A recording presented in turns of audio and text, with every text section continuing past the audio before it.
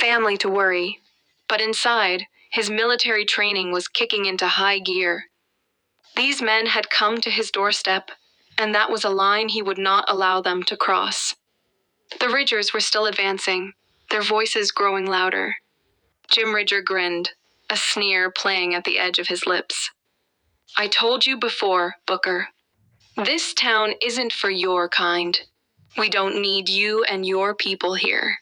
You think you can just walk around with your head held high, pretending that everything's fine? It's time you learned your place. Calvin rose from his chair, standing tall and steady. His heart was pounding in his chest, but his exterior was a wall of calm. I've been here long enough to know that I'm not going anywhere. But you? You're about to find out that I'm not afraid of you. Jim's grin faltered for a split second. There was something about Calvin's tone, his unyielding presence, that made him pause. For a moment, he hesitated. But then, his eyes flared with rage. Are you really going to try to stop us? You think you can threaten us, Calvin?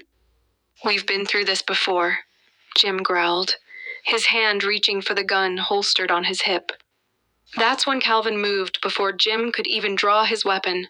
Calvin was already inside the house.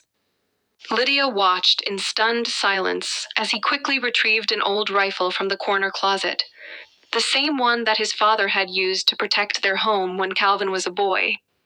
It was a tool of survival, a symbol of the resilience of his family. Calvin wasn't just a soldier who had fought for his country. He was a man fighting for the safety of his family, for the legacy of those who came before him. The rifle felt cold against his palms, but his grip was firm, steady. He returned to the porch, stepping forward into the dimming light. His eyes never left Jim Ridger's face. Stay on your property, Booker, Jim shouted, his voice cracking with desperation. He was no longer as certain as he had been moments before. The sight of Calvin standing tall with the rifle in his hands made the air around them heavy. I told you, Calvin said calmly. Get off my property. Now. The Ridgers looked at each other, their bravado slipping away as they saw the rifle trained on them. In that moment, it became clear to them that they were no longer dealing with a man they could intimidate. They were dealing with a soldier, a father, a man who had stared down death before and had no intention of backing down. Jim's face contorted in anger, but something shifted in his eyes, a flicker of doubt. The other men took a step back, uneasy. You don't want this, Calvin added, his voice cold but firm. This isn't a game. Go back to your shadows, Jim. You've already lost. For a long moment, there was silence. The sound of cicadas chirping filled the air, and the tension hung thick.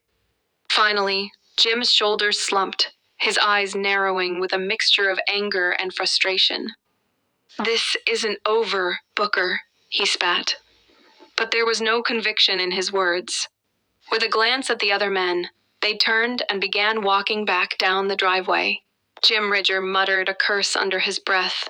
As he and his followers disappeared into the darkness, Calvin lowered the rifle, his hands steady, but his heart still racing. He turned and went back inside the house, closing the door behind him. Lydia was standing in the hallway, her face a mix of relief and awe. You scared them off. Calvin nodded, his voice quiet but strong. I had to. He walked over to his family, gathering Lydia, Jamal, and Layla in his arms.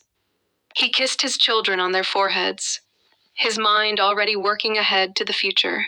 He knew this wasn't the end. It couldn't be. But it was a moment where they had fought for their right to live peacefully. And, for now, that was enough. As the night grew darker, Calvin looked out the window, knowing that Briarwood would never be the same. But neither would he. He had made it clear that he was a man not to be trifled with.